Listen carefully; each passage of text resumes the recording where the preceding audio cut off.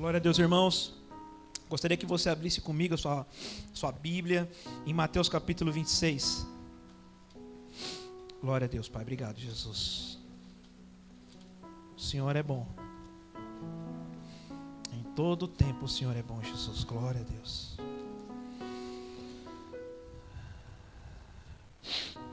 Nós vamos ler o versículo 50 e 51, irmãos. Glória a Deus.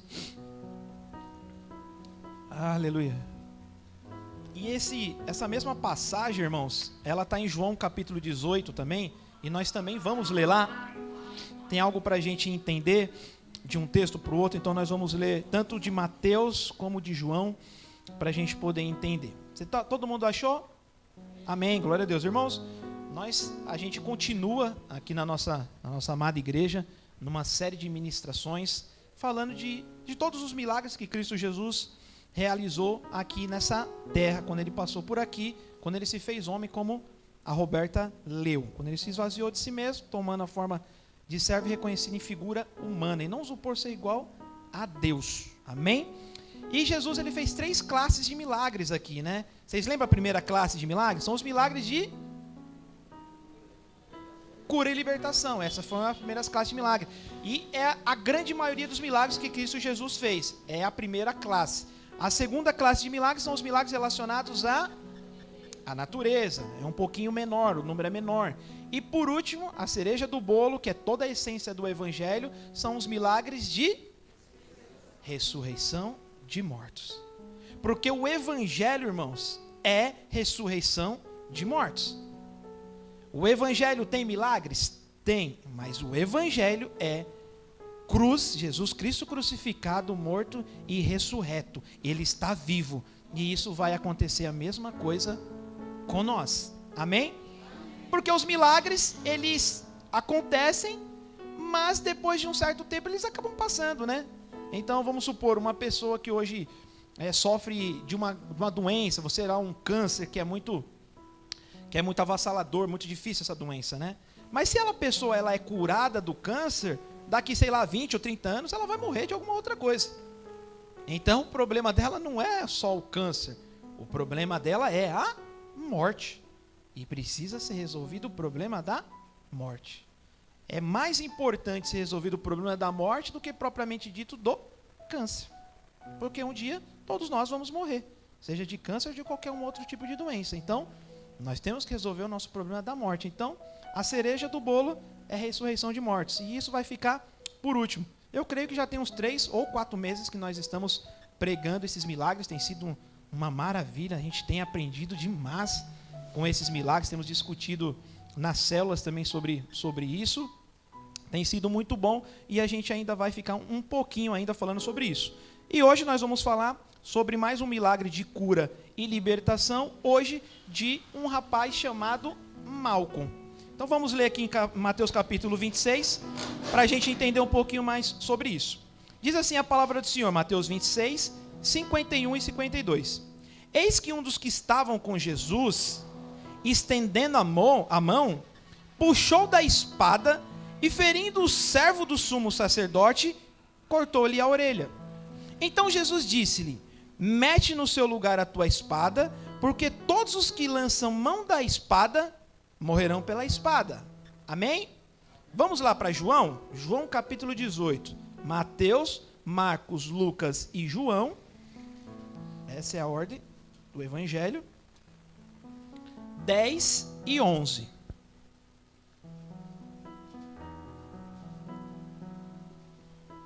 Você vê que lá no texto de Mateus, a gente leu, mas ele não citou o nome de ninguém.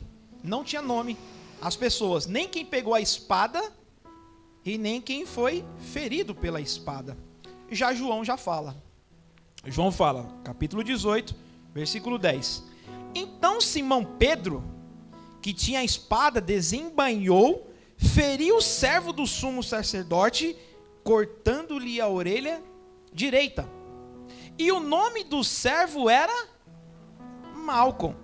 Mas Jesus disse a Pedro: mete a tua espada na bainha, não beberei eu o cálice que o Pai me deu? Amém? Então, irmãos, hoje nós vamos falar desse milagre que Jesus realizou na vida desse rapaz chamado Malco. Só para a gente contextualizar um pouquinho aqui, nós, tanto em Mateus, Marcos, Lucas e João, que você lê essa palavra, sempre vai estar próximo do fim do livro. Por quê? Esse foi o último milagre de Cristo Jesus realizado aqui em terra antes dele ir para a cruz. Então, aqui, nesse momento, o que acontecia?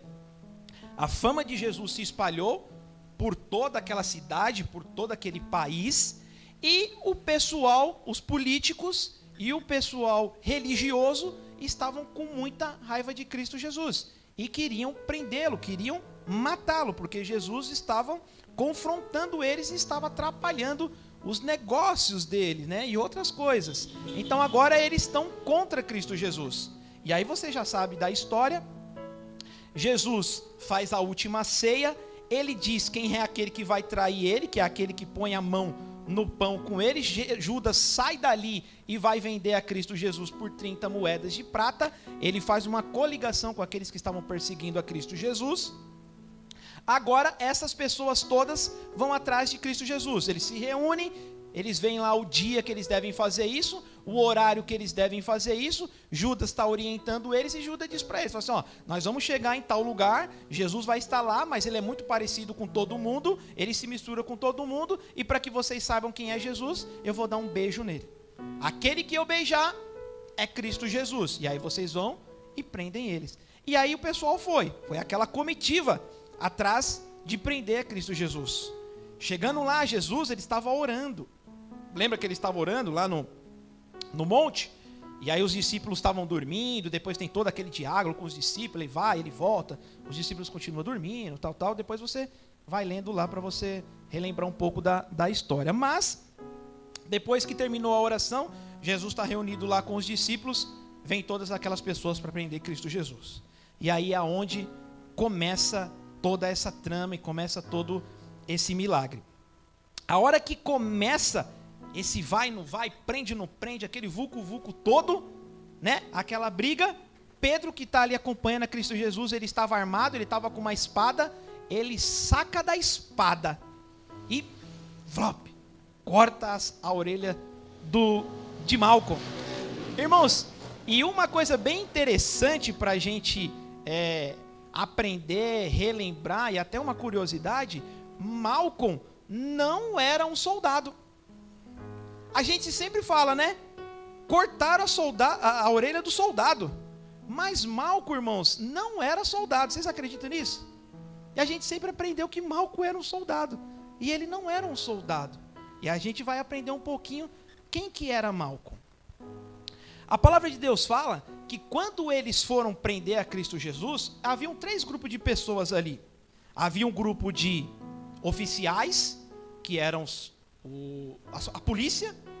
Havia os sacerdotes, que era o povo, que era o clero religioso da igreja, e os escribas. Lembra dos escribas? Aquelas pessoas que copiavam as palavras, a gente já falou um pouquinho sobre isso, eles copiavam os pergaminhos e eles decoravam. Então foi esses 3 grupos de pessoas para prender Cristo Jesus. E Malco, ele era um servo do sumo sacerdote. Olha só a palavra aí, volta aí para a sua Bíblia para você ver. E o nome do servo era Malco, ele era servo do sumo sacerdote naquela época. O sumo sacerdote naquela época, irmãos, era Caifás. Vocês lembram o que é um sumo sacerdote?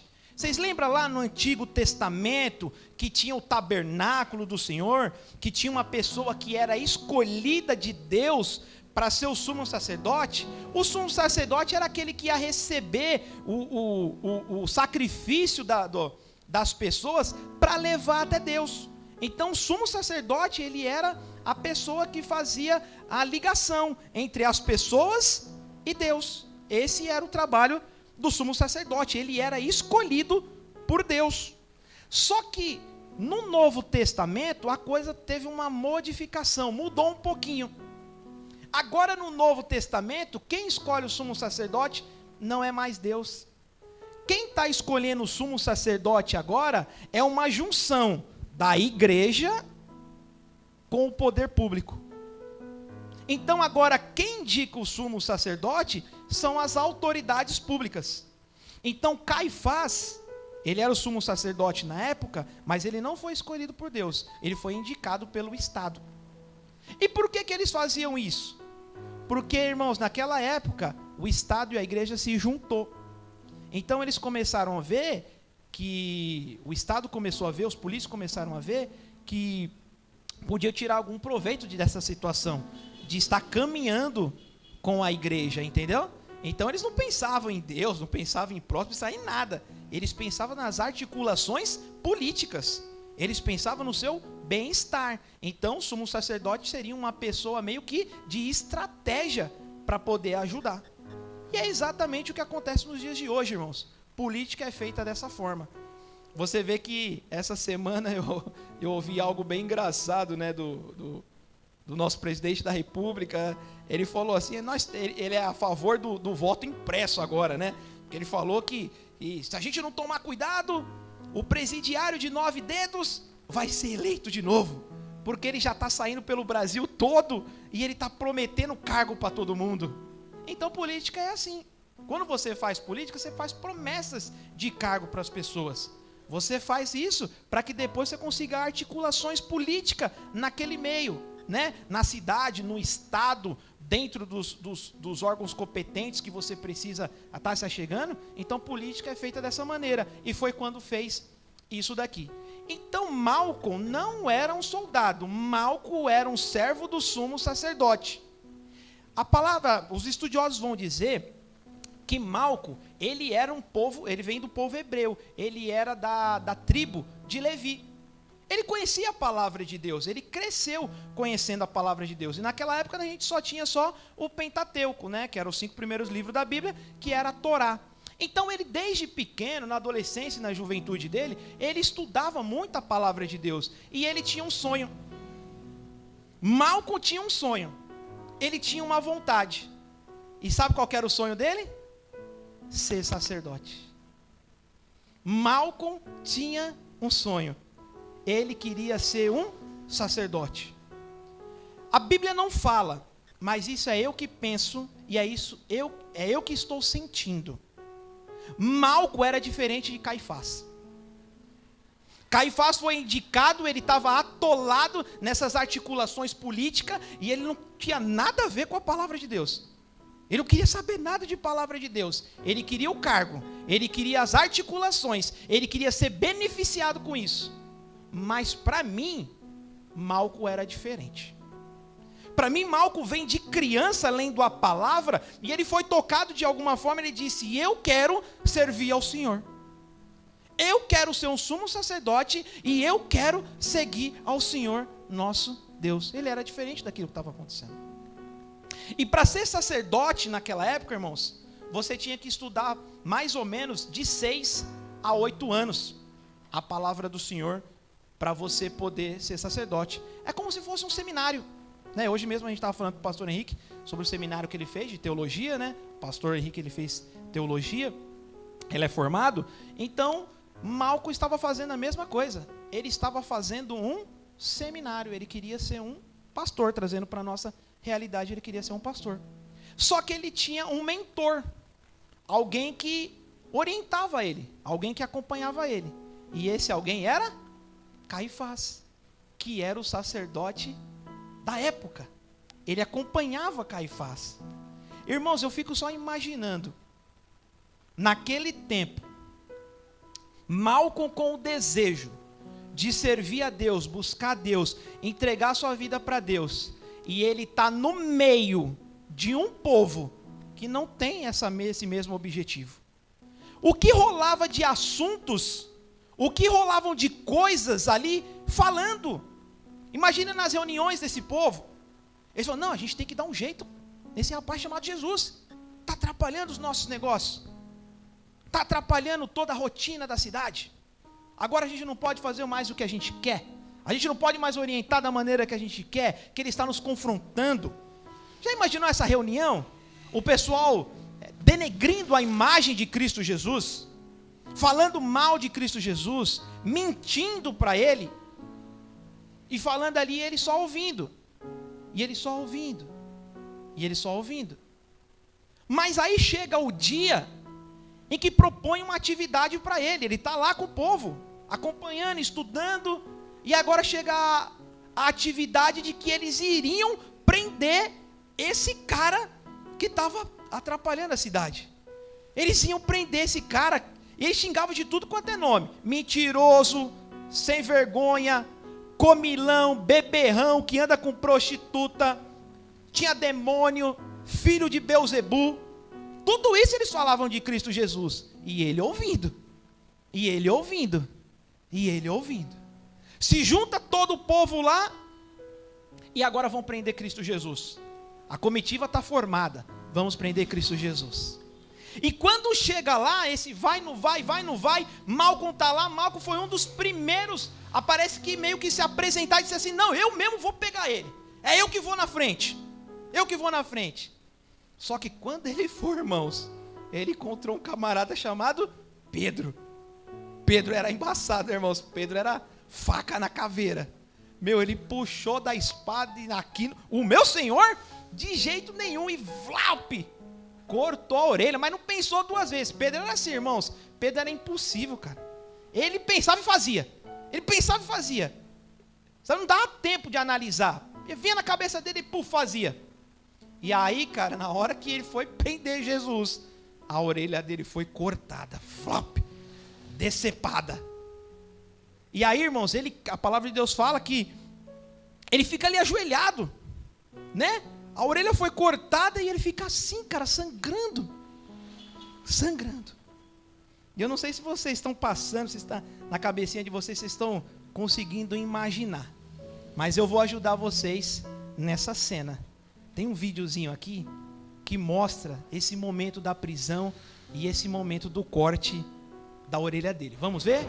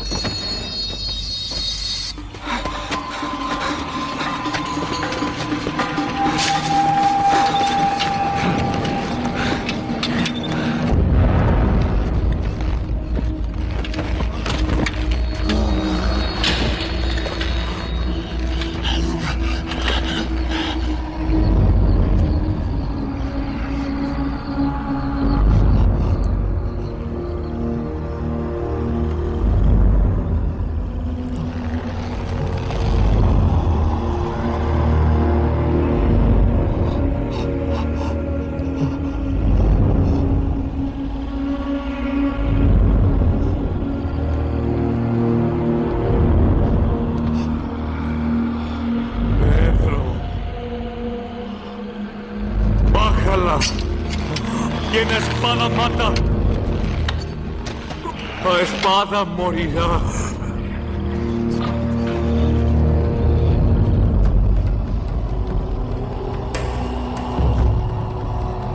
Bájala.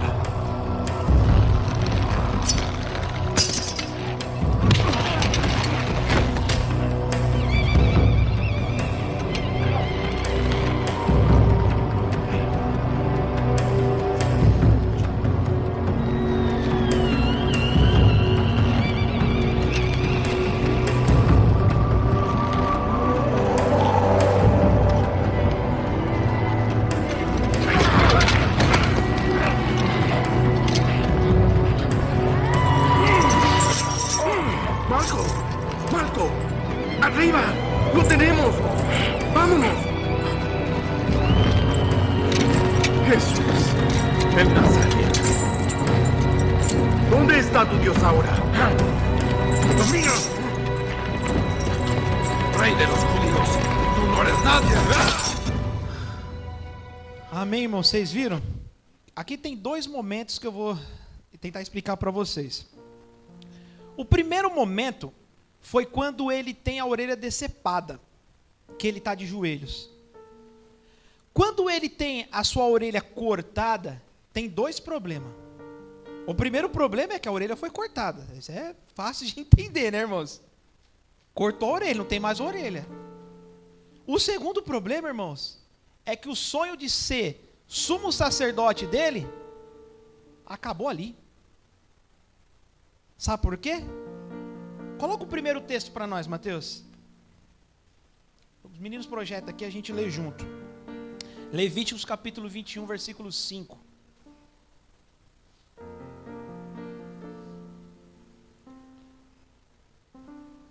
Olha o que diz a palavra do Senhor em Levíticos capítulo 21, versículo 5. Não farão calva na sua cabeça e não raparão as extremidades da sua barba, nem darão golpes na sua carne.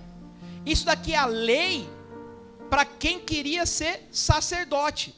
O sacerdote tinha que ser uma pessoa perfeita. Não podia ter nenhuma imperfeição. Não poderia ter nenhum corte, nenhuma ferida, nenhum membro amputado. Não poderia ter nada. O sumo sacerdote tinha que ser perfeito. E agora, cara, ele não tem orelha. O sonho de ser sumo sacerdote acabou. Acabou.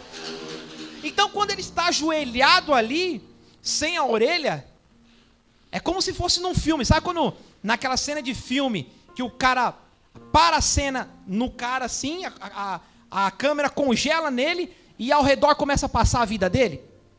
Eu creio que começou a passar tudo na cabeça dele, meu. O tempo dele de criança, de adolescente, os estudos dele, o esforço dele, e ele falou, meu, acabou tudo.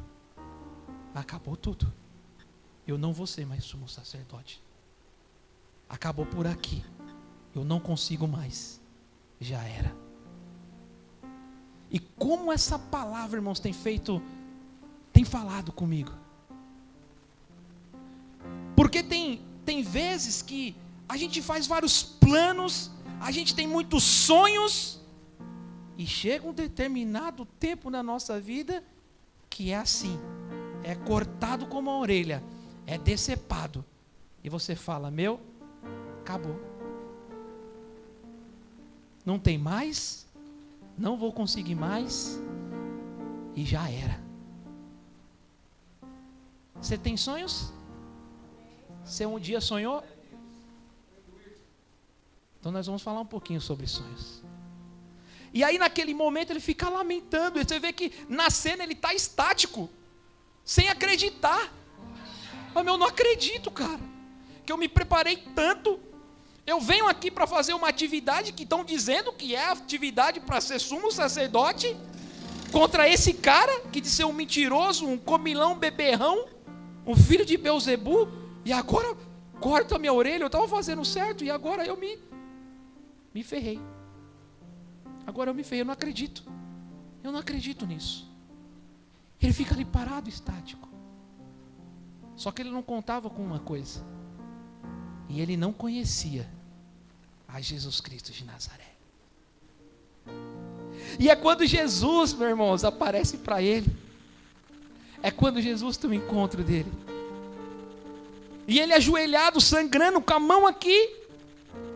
Jesus Cristo fica de joelhos na frente dele. Como a Roberta mesmo disse. Ele não usurpou ser igual a Deus. Antes mesmo se esvaziou de si mesmo. Tomando a forma de servo, reconhecido em figura humana, ele se coloca na mesma altura daquele soldado, daquele servo, Malco. Ele se coloca na mesma altura dele. Olha para ele sem dizer nenhuma palavra, não fala nada. Pega a orelha dele do chão e cola no lugar e restitui. E Jesus não fala nada para ele. Com quem Jesus fala é com Pedro. Fala, Pedro, solta a espada. Aquele que pela espada ferir, pela espada será ferido, solta. E irmãos, aquele cara agora está na segunda parte da paralisação da vida dele. Ele fica assim estático, olhando. E é como se todo aquele filme passasse na cabeça dele. Vem na mente dele agora tudo que os caras falavam. É mentiroso, é enganador, tem demônio, é comilão, anda com prostituta. É mentiroso, enganador, está pervertendo, está atrapalhando. Tudo isso está vindo na mente dele. Mas agora ele fala, não é. Tudo que estavam falando para mim era mentira. Porque olha a atitude que ele teve comigo. Eu que vim para ferir ele, eu que vim para prender ele, eu que vim para desejar o mal dele. Eu que sou o culpado, eu que sou ruim na história. E ele me abençoou, e ele me curou, e ele ficou olhando assim. E aí Jesus levanta, todas as pessoas agora pegam o Cristo Jesus e leva. Aí você vê que ele fica parado, aí o povo fala: Malco, levanta, Malco, levanta, vamos embora, vamos levar ele, Malco, levanta. E ele fica olhando, é como se ele dissesse assim: eu não vou mais não vou continuar mais com vocês, se vocês quiserem ir, vão. Eu tive um encontro com Jesus. Irmãos, esse cara se converteu naquele momento, esse cara teve a vida mudada naquele momento. E o que é melhor, o sonho dele, que estava no chão, foi restaurado. Agora ele pode ser sumo sacerdote, sim. O plano que ele fez, que foi jogado no chão, foi cortado, Jesus restaurou na vida dele, cara. Ele não só teve um encontro, foi salvo, liberto, curado, mas agora os sonhos dele voltam para o mesmo lugar. Glória a Deus.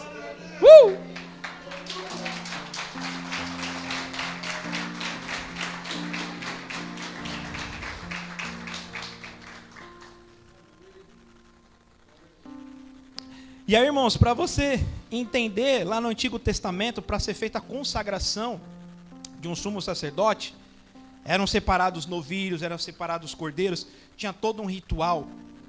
E aí tinha uma orientação para fazer isso. Mateus, projeta para nós o segundo texto, o Êxodo, capítulo 29 e 20, para a gente ler. E eu já vou comentar com os irmãos. E imolarás o carneiro e tomarás do seu sangue, e o porás sobre a ponta orelha direita de Arão, e sobre as pontas do polegar direito de seus filhos, como também sobre os dedos polegares das suas mãos direita, e sobre os dedos polegares dos seus pés direito. E o restante do sangue espalhará sobre o altar ao redor. Então tinha essa consagração, tinha esse ritual. Para se consagrar um sumo sacerdote, se derramava o sangue de um cordeiro e colocava na ponta da orelha direita. Se ele tivesse sem a orelha direita, não ia dar para colocar, né, irmãos? E agora pode. Então colocar o sangue na ponta da orelha direita quer dizer assim: Senhor, abre os meus ouvidos para a tua palavra. Mantém os meus ouvidos abertos para as tuas instruções. E também se colocava o sangue sobre o polegar direito. Irmãos, em qualquer lugar do mundo que você for, e você fizer assim, todo mundo vai saber que é um sinal positivo. No Brasil, você pode ir para a China, você pode ir para os Estados Unidos, qualquer país que você for, isso é universal. Fez assim, positivo. Então, colocar o sangue no polegar direito, é que você está dizendo assim: sim, Senhor, eu digo sim para a sua palavra. Eu digo sim, como a Roberta disse, para obedecer o Senhor Jesus. E por último, colocava uma gotinha do sangue na ponta do polegar dos pés. E é que a pessoa está confessando e dizendo assim: Senhor, eu reafirmo que eu vou estar caminhando com a sua palavra.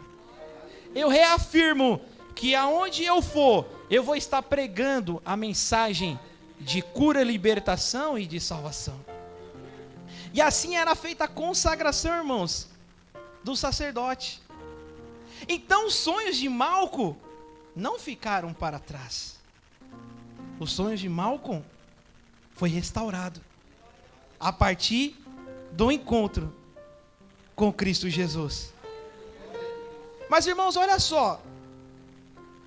Olha a conduta de Malco, olha as atitudes dele. Ele tinha um sonho, o sonho dele foi frustrado, ele perdeu, mas na verdade ele não fez nada para que o sonho dele pudesse ser reativado ou restaurado. Foi tudo muito rápido ali. Cortou a orelha, Jesus já chegou, ele nem clamou, ele nem orou, ele nem pediu, ele não fez absolutamente nada. Ele só estava de joelho ali. Talvez não naquele momento, né? Mas Jesus já conhecia a vida dele antes. Sabia que ele era um homem íntegro, um homem de bom coração, um homem que queria buscar ao Senhor verdadeiramente. Então o Senhor vai lá e atende, restaura os sonhos dele. Mas irmãos, na nossa vida, nem sempre é assim. Nem sempre é assim. Tem vezes nas nossas vidas que nós temos um sonho, o sonho não está acontecendo, e nós estamos orando, e nós estamos clamando, e o sonho não está acontecendo. Porque tudo isso, irmãos, tem um motivo. Se nós formos falar de sonhos, eu acho que um personagem muito legal da Bíblia que fala muito sobre isso, era José. José era um sonhador. José era um sonhador. Era o filho mais querido do seu pai por conta da obediência, do carinho que ele tinha para o seu pai. Todos os irmãos dele tinham inveja dele.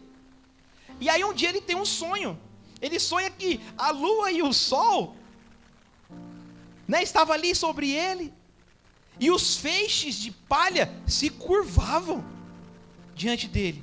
A lua e o sol se curvavam e os feixes de palha também. Aí ele vai e conta para os irmãos dele. Os irmãos dele falam: meu, você está ficando maluco, cara. Então quer dizer que todos nós aqui vamos se curvar diante de você? E até o nosso pai e a nossa mãe, que é o sol e a lua, também vai se curvar diante de você? Fala: meu, de jeito nenhum, você é maluco, sai daqui. E ele, com aquele sonho, ele vai e conta para o pai dele. O pai dele sentiu algo no coração. Mas algo disse para o pai dele. Falou: mas filho, até eu e a sua mãe vamos se curvar diante do Senhor. Mas algo queimou no coração dele. E ele sabia que era verdade. E vocês conhecem a palavra do Senhor que diz respeito a José.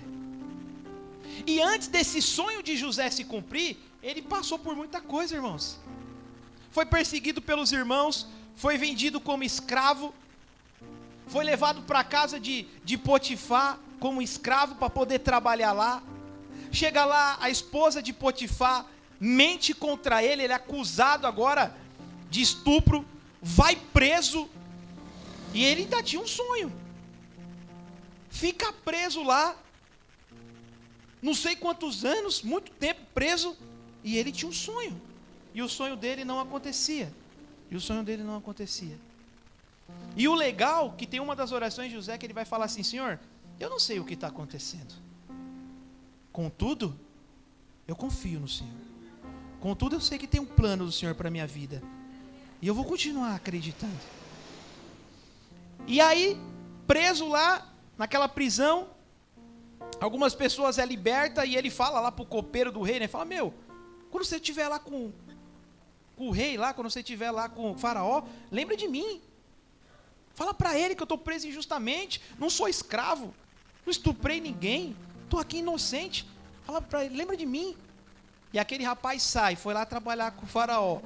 Ele lembrou de Moisés? De José? Não lembrou, irmãos, não lembrou. Mas graças a Deus que ele não lembrou. Porque se naquele momento ele tivesse lembrado de José, talvez José iria lá para o palácio, seria só um bom lavador de copos. Mas ele ainda fica mais 2 anos preso. E sai no momento certo. No momento em que precisava de uma pessoa inteligente, sábia, cheia do Espírito Santo de Deus, para governar todo aquele povo, por algo grande, por algo que viria lá na frente. Então ele sai no momento certo. E o sonho dele se concretiza. Ele saiu no momento certo. E se nós formos falar de sonhos, há uma personagem na palavra do Senhor, na Bíblia, e agora é uma mulher, uma representante das mulheres, Ana. A história de Ana é maravilhosa. A palavra de Deus fala que Ana era casada, tinha um esposo, Eucana. E naquela época os homens podiam se casar com mais de uma mulher. E ele era casado com mais uma mulher, que era Penina. E Penina não cria em Deus. Era lei a palavra do Senhor. Mas Ana não, era temente ao Senhor. E naquela época, como eu já falei aqui, ter filhos era sinônimo de ser abençoado por Deus. E não ter filhos era sinônimo de maldição. E Ana não tinha filhos. Ana era estéril. E ela sofria muita perseguição da Penina. A Penina provocava ela. Falava, meu, você vai na igreja, você ora, você canta, vai na célula, no culto de oração, e o que você mais quer, o sonho que você mais quer, você não tem? E eu não vou na igreja, não oro, não vou na célula, não limpo a igreja de final de semana, e tenho um monte de filhos. Ou seja, larga esse seu Deus, isso não vale a pena. E ela com sonho, Senhor, me dá um filho. Senhor, me dá um filho. Senhor, me dá um filho. E todas as vezes que ela ia orar, ela pedia ao Senhor. E chegou um dia que ela orou tanto, ela estava tão cheia do Espírito Santo, tão abatida, que o pastor da igreja falou, irmã, você está bêbada, irmã. Você está bêbada. Você é filha de Belial. E ela ora para o pastor e fala, não, pastor, a sua filha não bebe. A sua filha também não é serva de Belial, filha de Belial. Eu só apenas estou triste na minha alma e abatida, e clamando ao Senhor por um filho. Então, irmãos, tem hora que a gente tem alguns sonhos na nossa vida, que algumas pessoas fazem algumas interpretações erradas, como esse cara fez com ela, falando, você está bêbada? Ela falou, não, não estou. E quando ela explica, ela fala, então tá bom, então vá para casa, porque Deus considerará o desejo do seu coração. Aí falou do jeito certo, e aí ela vai para casa. Então ela já participava da perseguição de Penina, que toda hora tirava sarro dela. Até chegou na igreja também, o pastor falou para ela, não, irmã, não é assim, você está bêbada. E para completar, quando ela chega em casa, que o marido dela já sabe que ela é estéril, que o marido dela já sabe que ela está chorando toda hora, que o marido já sabe a situação que ela está, o marido dela chega para ela e fala assim, amor, para com isso. Você já sabe que você é estéril. Os médicos tudo já falou que você é estéril, cara. Você fica sofrendo por causa disso. Esquece isso. Toca a vida. Vamos viver a vida. Deixa isso para lá. E ela fala assim, de jeito nenhum. Eu orei ao Senhor. E eu fiz um propósito com o Senhor. Eu disse ao Senhor que se eu engravidar, se eu tiver um filho, eu darei esse filho para o Senhor, para a obra do Senhor. E aqui, irmãos, a realização desse sonho, a restauração desse sonho na vida de Ana é diferente da restauração do sonho. Não é muito diferente, né? De Malco. Porque Ana, ela tinha um sonho de apenas ter um filho. Mas o sonho de Deus para a vida de Ana e desse filho era muito maior. Deus tinha um sonho de ter um sumo sacerdote, de um profeta, de um juiz, que era Samuel. Foi um dos caras mais importantes da história do Senhor. Foi um dos caras mais importantes. Ela só queria um filho, mas Deus queria um grande profeta na vida dela. Irmãos, tem hora que para a gente viver os sonhos de Deus, nós vamos ter que abrir mão dos nossos sonhos. Para você viver algo grande, algo grandioso, algo de muita fama, de muita espiritualidade, algo concreto, algo benéfico no reino do Senhor, às vezes você tem que abrir mão dos seus sonhos para viver os sonhos do Senhor. E foi como Ana fez.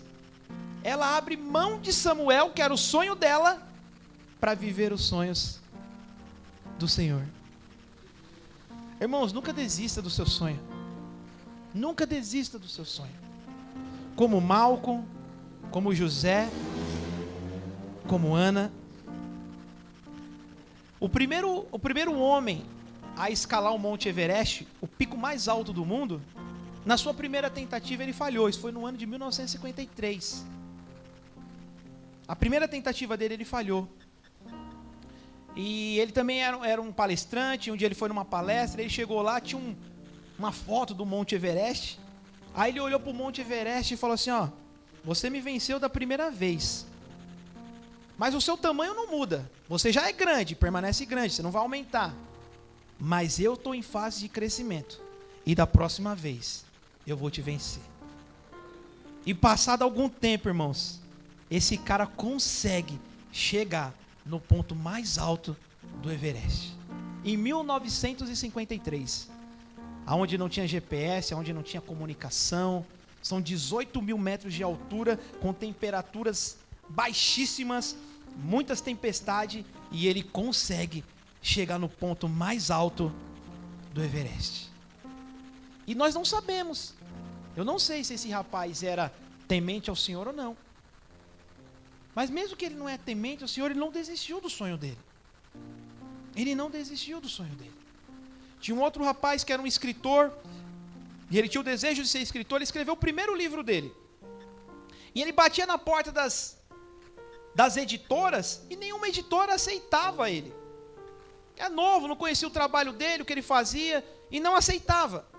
E ele um dia chegou, de cabeça muito quente em casa, e falou: vou desistir desse negócio de ser escritor. Pegou o rascunho do livro dele e jogou no lixo. Jogou no lixo. Falou: chega. E a mulher dele pegou e falou assim: não, eu acredito nesse seu sonho, e eu vou tentar por você. E ela pegou aquele rascunho de livro, saiu batendo em outras editoras, e depois de muito procurar, uma editora aceita publicar o livro dele. E o livro dele foi um sucesso, irmão. Best-seller. Vendeu mais de 40 milhões de cópias em vários países. É o maior vendedor do mundo. É o livro dele. Mais de 40 milhões de cópias. E onde estava o rascunho do livro dele? Na lata do lixo. Na lata do lixo. Mas porque uma pessoa acreditou no sonho dele, ele conseguiu dar a volta por cima. Então, irmãos, não desista do seu sonho. Não desista do seu sonho. Mas tem um grande detalhe. Eu sempre tomo muito cuidado com as palavras que eu ouço quando elas são meio que no campo motivacional. E sempre tomo muito cuidado quando eu vou fazer esse tipo de palavra. Porque eu não quero te dar esperanças, eu não quero falar que Deus vai fazer tudo na tua vida, vai realizar todos os seus sonhos. Porque a grande maioria dos nossos sonhos não são sonhos de Deus. E não vão se concretizar. Pelo simples fato que é para o seu bem. Se Deus fosse realizar todos os nossos sonhos, irmãos, eu acho que nem vivo mais a gente estava. O Senhor me dá isso, o Senhor me dá aquilo, o Senhor faz isso, o Senhor faz aquilo. Só que a gente não sabe. Lembra da oração, da palavra? Vocês não sabem como pedir. Vocês oram, mas pedem errado. Mas graças a Deus, que Deus faz essa interpretação. E Ele só nos concede aquilo que é bom para nós. Aquilo que é bênção. Então, se você tem um sonho, mas ele não está alinhado com a palavra do Senhor, você pode orar, jejuar, pular, gritar, declarar, decretar, que o Senhor não vai fazer. Você está alinhado com a palavra dele. Precisa ser para a honra dele. Precisa ser para servir as pessoas. Precisa ser da vontade dele. A vontade dele é soberana, é boa, ela é perfeita e ela é agradável. Então, se o seu sonho é para glorificar a Deus e para servir ao próximo, irmãos, vai para cima. Vai para cima, que Deus vai te abençoar. Independente do que for. Independente do que for, pode ser casos perdidos, casos impossíveis, como de esterilidade de Ana, que foi resolvida por Cristo Jesus. Como de Malco, o sonho dele era servir ao Senhor, e o Senhor restaura o sonho dele. E eu queria que, para concluir essa mensagem, eu queria trazer um testemunho. Eu poderia contar esse testemunho, mas eu acho que não ficaria à altura de quem é e da forma que Deus fez na vida dele. Testemunho de um pastor muito conhecido, o nome dele é Hernanes Dias Lopes, creio que todo mundo conhece, mas pouca gente sabe do testemunho de vida desse pastor. Então eu queria assistir junto com vocês, depois nós vamos cantar um louvor ao Senhor e nós vamos encerrar esse culto, amém? Vocês estão bem? Vocês estão felizes? Todo mundo está entendendo a palavra? Glória a Deus, em nome de Jesus. Vamos lá, irmãos. Esta mensagem tem um sabor muito especial para mim, porque eu sou fruto de um sonho. Nos idos de 1958, os meus pais moravam numa região muito pobre, do interior do Espírito Santo. Não tinha estrada, não tinha carro, não tinha médicos. Quando uma pessoa ficava doente, ela tinha que ser transportada numa padiola, num lençol, amarrado num varal, e 2 pessoas carregando pela trilha. 40 quilômetros, onde ficava o médico. A minha mãe estava grávida do seu último filho, em estado adiantado de gravidez, quando ela caiu gravemente enferma. Meu pai sabia que ela não suportaria uma viagem de 40 quilômetros de Padiola. Mandou chamar um médico, ele veio, a examinou e disse: essa mulher não vai sobreviver. Ela está muito fraca, muito doente, e pior, a criança que está no ventre dela está em agonia de morte. A única chance de salvar essa mulher é sacrificar a criança. Ou tira a criança, ou a mãe morre junto com a criança.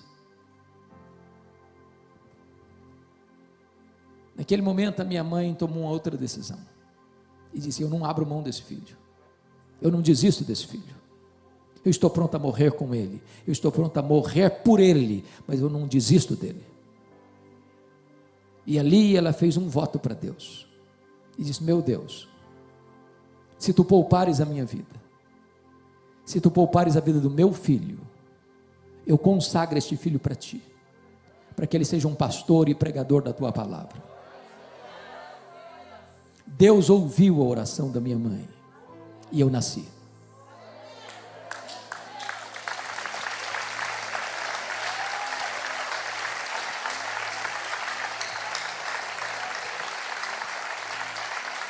Nasci na roça, trabalhando na enxada.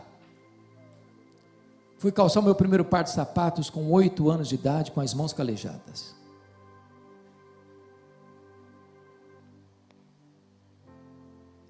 Naquela região só tinha escola, na época, chamada de primária.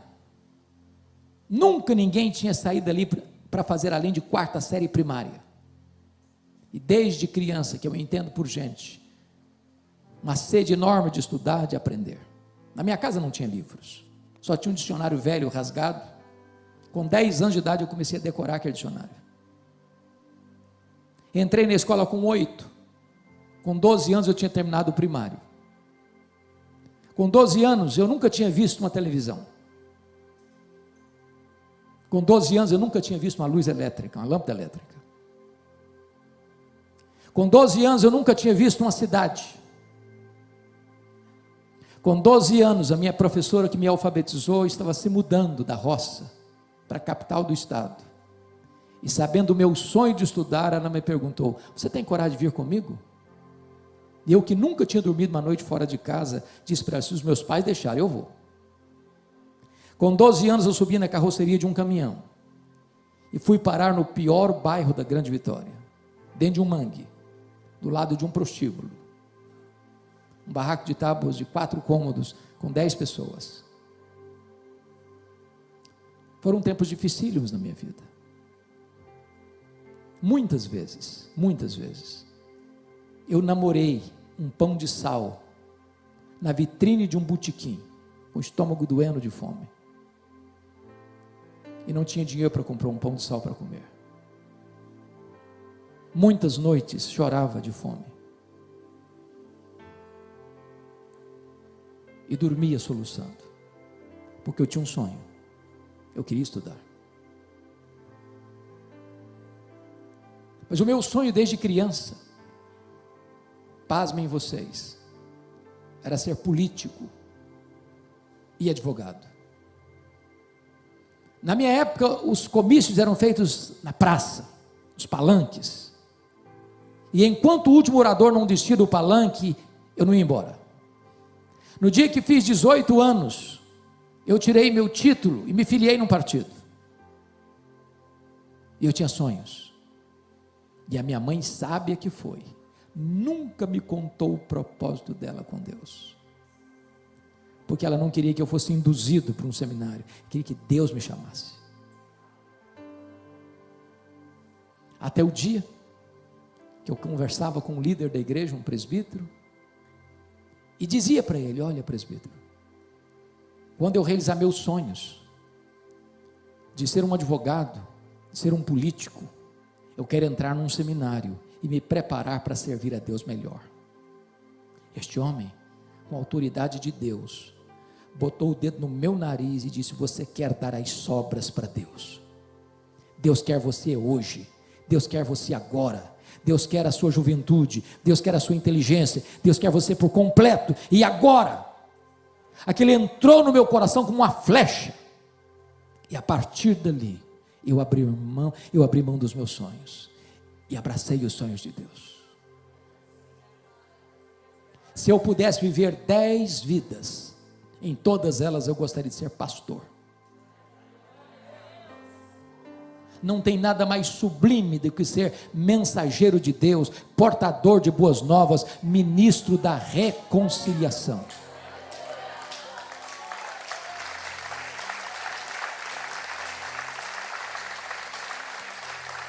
A minha mãe era uma mulher analfabeta, nunca teve o privilégio de sentar num banco de escola.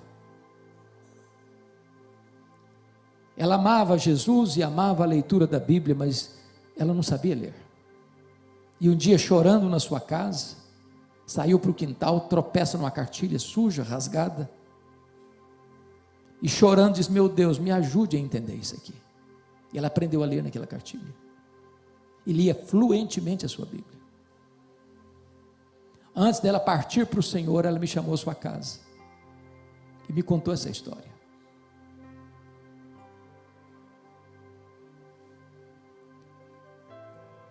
E eu confesso que eu chorei muito com ela. E ela me disse algo que nunca mais posso esquecer. Ela me disse: meu filho, durante todos esses anos, eu nunca deixei de me levantar de madrugada, dobrar os meus joelhos e orar para Deus levantar você, para Deus capacitar você. E eu disse: mamãe, a senhora está me ensinando as coisas mais importantes da minha vida. A senhora está me ensinando que um filho nunca é pobre quando tem uma mãe que ora por ele. A senhora está me ensinando que o importante não são os meus sonhos, são os planos de Deus. Então me perdoe de mudar meu tema. Se preciso for, abra mão dos seus sonhos. Desista dos seus sonhos. Mas nunca abra mão do plano de Deus para a sua vida. Que Deus nos ajude. Que Deus nos abençoe. Que Deus enche o nosso coração de doçura nesta noite. Eu quero orar por você. Fique em pé onde você está. Vamos dar uma salva de palmas ao Senhor.